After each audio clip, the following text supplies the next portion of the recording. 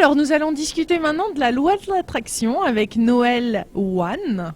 One comme le number one. W-A-N, cela dit. Mais bon, nous allons discuter de la loi de l'attraction. Donc, qu'est-ce que la loi de l'attraction? La loi de l'attraction, il y a des centaines de définitions.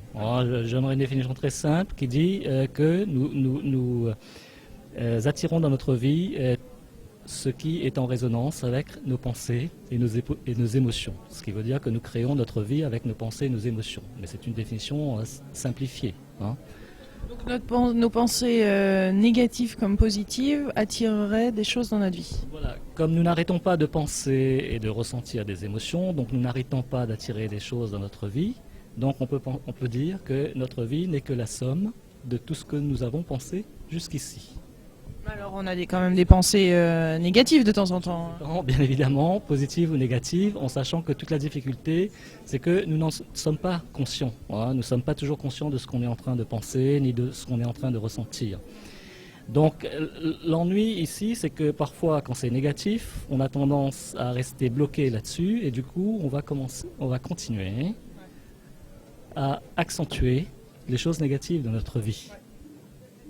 Et à côté de ça, des fois on aimerait quelque chose, mais en fait derrière on a des doutes. Oui, des fois bien évidemment on a tous le désir des belles choses dans notre vie, c'est-à-dire des fois on a envie de changer et il y a des personnes qui arrivent, mais il y a aussi beaucoup de gens qui n'y arrivent pas. Et comment peut-on expliquer ça? Tout simplement parce que premièrement on peut dire que nos pensées, nos ressentis, tout ça, ça correspond à des habitudes aussi qu'on a développées. Et la première démarche, ça va consister justement à casser ces habitudes. Parce que tant qu'on ne casse pas ces habitudes, on va continuer à obtenir la même chose dans la vie. Et pour obtenir des belles choses, donc première étape, c'est vraiment casser ces habitudes ou enlever les obstacles. Et ensuite, mettre à la place des habitudes nouvelles, positives, c'est-à-dire penser et ressentir positif. Donc la loi de l'attraction, c'est bien une loi universelle, c'est ça? C'est-à-dire qu'elle est en place de toute façon à tout moment donné? Tout à fait. Moi, je dirais même plus, c'est-à-dire que moi, je préfère dire que la loi d'attraction, c'est une loi spirituelle. C'est une loi spirituelle. Donc, à l'opposé, ça peut être physique ou matériel. C'est-à-dire, c'est une loi spirituelle. C'est pour ça que, bon, c'est pas forcément toujours facile de l'expliquer en termes physiques et matériels. C'est une loi spirituelle, mais qui est au-dessus des lois physiques. Et qui, bien évidemment, je veux dire, qu'on connaisse cette loi, qu'on ne connaisse pas, ça fonctionne, ça régit tout l'univers, et bien évidemment, ça nous régit, et ça régit notre vie. Donc on pourrait attirer ce qu'on veut, en fait. Maintenant, en comprenant comment cette loi fonctionne, nous allons pouvoir prendre le contrôle de nos pensées, et donc de nos émotions, et ensuite pouvoir créer les choses positives qui correspondent. Mais ça, c'est une manière simple de dire les choses. Maintenant, bien évidemment, beaucoup de personnes ont lu plein de livres là-dessus, ont pu voir le film Le Secret. Toujours est-il qu'il y a des choses essentielles qui ne sont pas révélées dans le film, dans les livres. Et c'est pour ça que 99% des gens n'arriveront pas à obtenir des résultats concrets uniquement en lisant le livre, en voyant le film. Qu'est-ce qui manque selon vous à ce best-seller Le Secret, donc qui a été vendu à des millions de copies à travers le monde, qui expliquait la loi d'attraction, mais est-ce qu'il manquait pour vous un élément essentiel qui sont peut-être mal expliqués et qui ne permettrait pas aux gens de vraiment manifester, enfin attirer vers eux une vie, la vie qu'ils désirent? Que moi j'anime des stages, j'ai formé plusieurs personnes et j'ai coaché aussi plusieurs personnes, je vois bien les difficultés qui se présentent. Et c'est comme ça que j'ai découvert pourquoi ça ne marche pas. Bon, ceci dit, le film est très bien, moi je salue tout le travail qui est fait actuellement par tous ces enseignants de la loi d'attraction, c'est vraiment quelque chose de très fabuleuse dans le monde actuel, c'est une chance extraordinaire qu'on a aujourd'hui. Et donc c'est vraiment un très bon travail. Grâce à cela, beaucoup de gens aujourd'hui connaissent l'attraction alors qu'il y a seulement 1 an, 2 ans, ils n'avaient jamais entendu parler. Donc, alors que Einstein en parlait déjà il y a bien longtemps. Oui, bien évidemment, tous les grands maîtres, Jésus-Christ, Bouddha, on en a toujours parlé, sauf qu'on n'utilisait pas forcément le terme loi d'attraction. Einstein, bien évidemment, un grand spiritualiste, connaissait cette loi. Alors, pour revenir qu'est-ce qui manque en fait dans ce film pour avancer? C'est-à-dire le film met beaucoup l'accent, bien évidemment, sur le côté positif, c'est-à-dire comment créer de nouvelles pensées, la voiture, l'argent et tout ça. Des matériels aussi quand même. Hein. Bon, il y a une critique aussi que l'on peut faire parfois, peut-être, ça donne l'impression, bien que moi dans le film Le Secret, c'est pas purement matériel. Il y a aussi une dimension spirituelle qui est présente dans ce film. Mais par contre, la première impression, effectivement, pour beaucoup de gens, c'est que matériel, mais c'est pas que matériel. Et la première difficulté pour beaucoup de gens, ça veut dire si aujourd'hui on a une vie qui n'est pas satisfaisante, c'est aussi avec la loi d'attraction qu'on a créé notre situation actuelle. Donc on serait 100% responsable de notre vie. On est bien évidemment 100% responsable, mais toujours est-il que le film là ne donne pas le moyen de sortir de ça, hein, c'est-à-dire, et c'est ce qu'on peut appeler dans le langage ésotérique le karma, mais pour utiliser un mot neutre, on peut dire on a une mémoire en nous, la mémoire qui correspond à la somme de toutes les pensées, les émotions qu'on a eues. Donc la première étape, ça va consister à nettoyer cette mémoire ou ce karma négatif entre guillemets, parce que c'est ça qui va nous bloquer. Hein. Et c'est là où moi j'amène un travail. Hein. C'est-à-dire que je disais tout à l'heure le livre, le film et tout ça. Le problème c'est que ça donne l'illusion à beaucoup de gens. Il suffit de lire le livre, d'aller à la FNAC, d'acheter 10 livres et de lire ou de regarder le film. Mais ça ne suffit pas, il faut bien évidemment passer à la pratique. Et surtout, il n'y a rien de mieux que de travailler avec quelqu'un qui lui, a bien compris, elle a expérimenté et qui connaît véritablement cette loi. Hein. Donc voilà. Donc ça passe par la visualisation.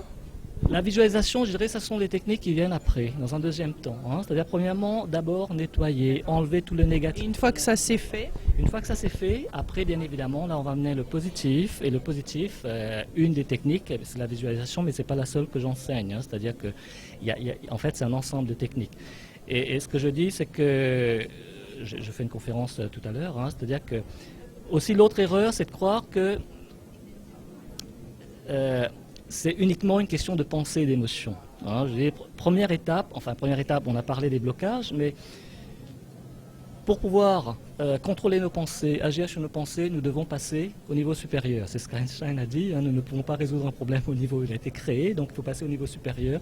Et le niveau supérieur, ça va être la conscience. Hein. Moi, c'est la conscience, c'est à ce niveau-là que ça se passe.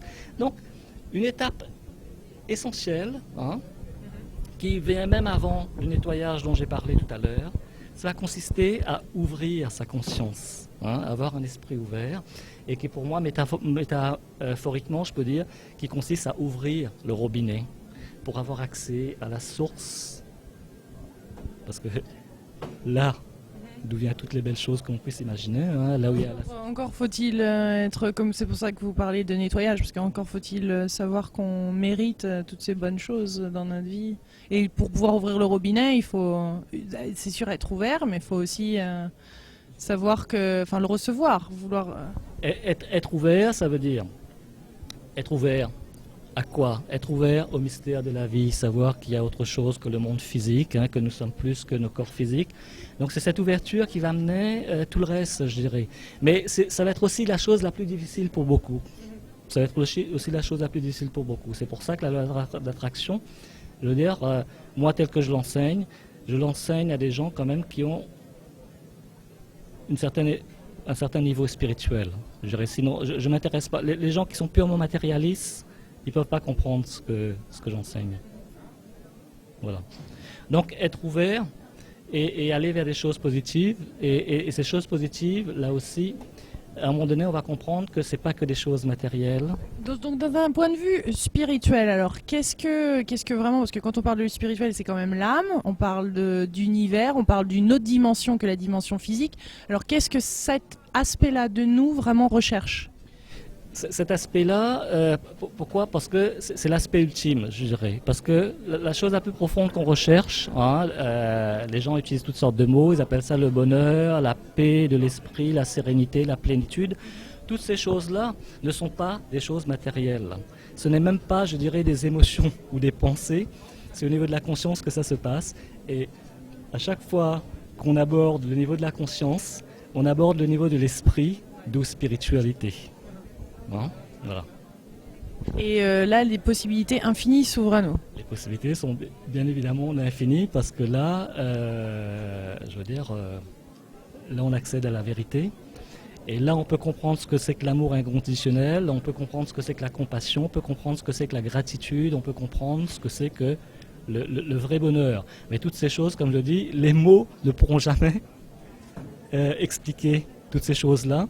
Je veux dire, c'est des choses qu'il faut expérimenter, qu'il faut découvrir par soi-même et qu'il faut vivre par soi-même. C'est pour ça que les mots ne suffiront jamais pour expliquer ces choses-là.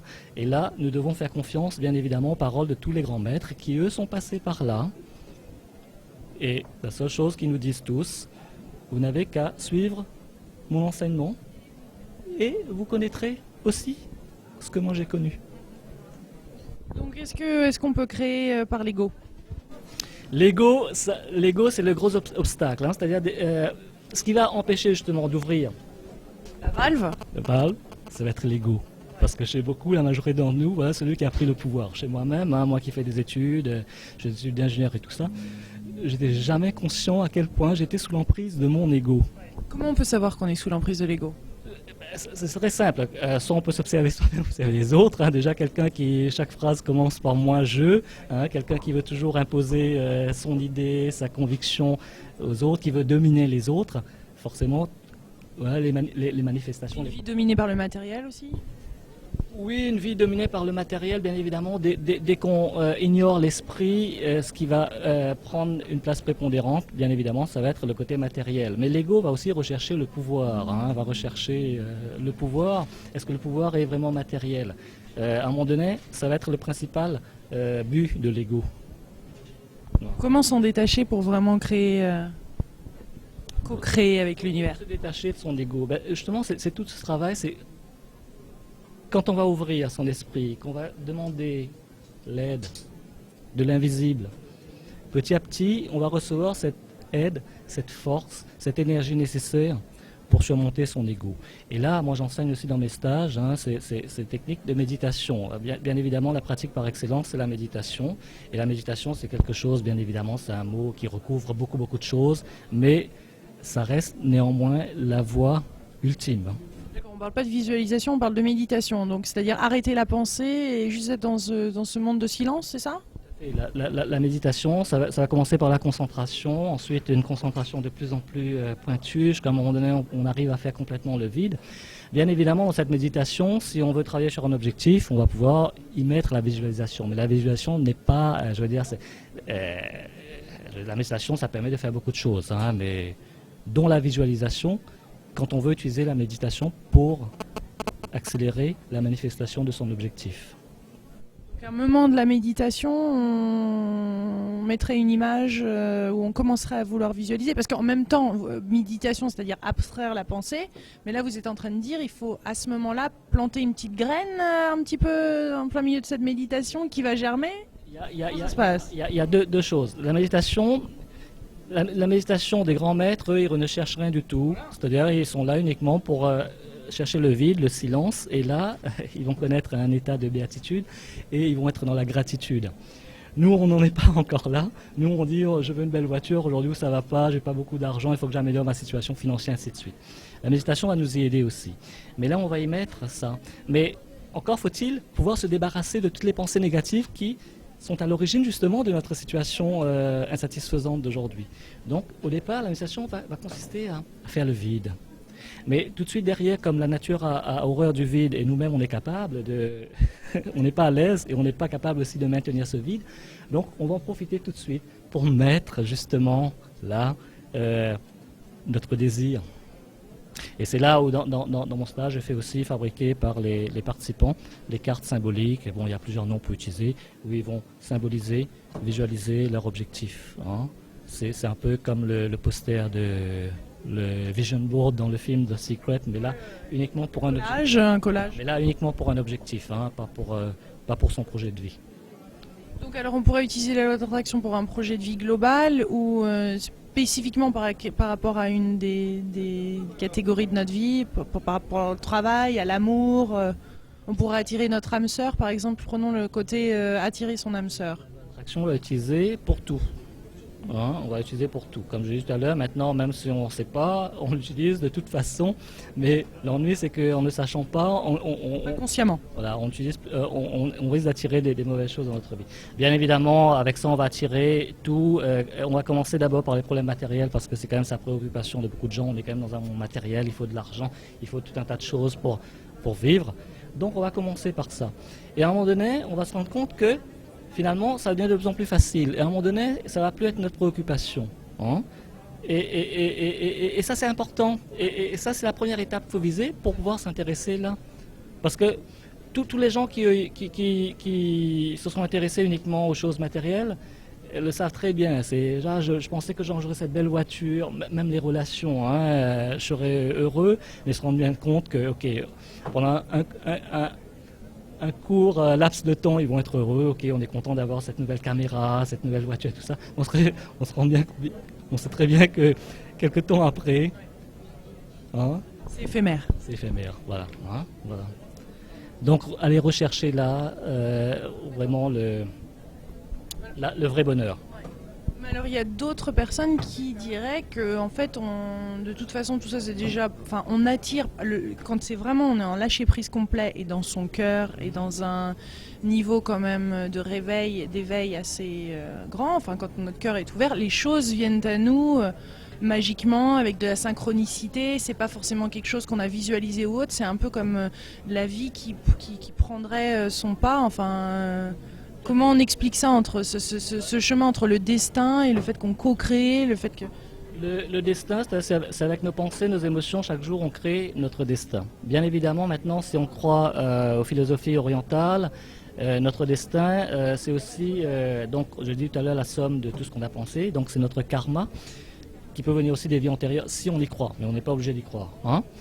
Mais ce que nous disent tous les grands maîtres, c'est qu'on peut changer tout ça. Hein, pour enfin aller vers une vie meilleure et même en finir. Hein. En finir, vous voulez dire quoi par en finir? En finir du karma. D'accord. Donc passer à un autre niveau. Finir avec les schémas négatifs. D'accord. Hein, pour pouvoir créer un nouveau schéma positif, je veux dire, dans notre vie. La synchronicité, c'est quelque chose d'assez extraordinaire. C'est-à-dire d'abord, il y a la conscience, il y a l'idée, il y a le désir, hein. Ensuite la volonté, et après on va construire avec notre mental l'image de ce qu'on désire, mais c'est surtout nos émotions, c'est-à-dire que plus on va ressentir, hein, ouvrir notre cœur, c'est là plus la vibration va être puissante et plus ça va avoir de la force pour attirer ce que l'on désire. Donc c'est vraiment nos émotions, hein, comme dit très bien Esther Hicks dans les enseignements d'Abraham, et ça c'est véritable. Et moi je l'expérimente chaque jour, je veux dire... Et c'est quelque chose, c'est la chose la plus fabuleuse, je dirais, quand on arrive à attirer dans notre vie ce qui correspond à nos désirs. C'est la chose la plus fabuleuse. Encore faut-il être reconnaissant de ce qui se passe. La reconnaissance, la gratitude. Bien évidemment, rester toujours dans la gratitude, parce que sans gratitude, on n'obtiendra rien. C'est-à-dire, ça, il faut savoir. C'est-à-dire que tous les gens qui disent comment voulez-vous que je sois reconnaissant alors que j'ai rien. Et il faut être reconnaissant d'abord, dans la gratitude d'abord pour recevoir. Hein. Parce qu'être dans la gratitude, ça consiste justement à ouvrir ce robinet dont j'ai parlé tout à l'heure. C'est ça, la gratitude. Hein.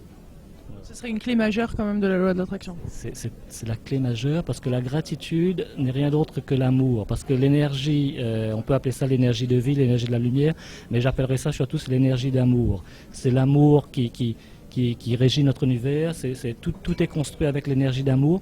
Et la gratitude, c'est simplement faire circuler cette énergie d'amour à travers nous. Et plus cette énergie va circuler à travers nous, plus on va pouvoir ressentir des choses, connaître des choses, vivre des choses extraordinaires. Et bien évidemment, là, on va pouvoir connaître véritablement et créer l'abondance dans sa vie. Donc voilà. Magnifique, merci Noël. Juan.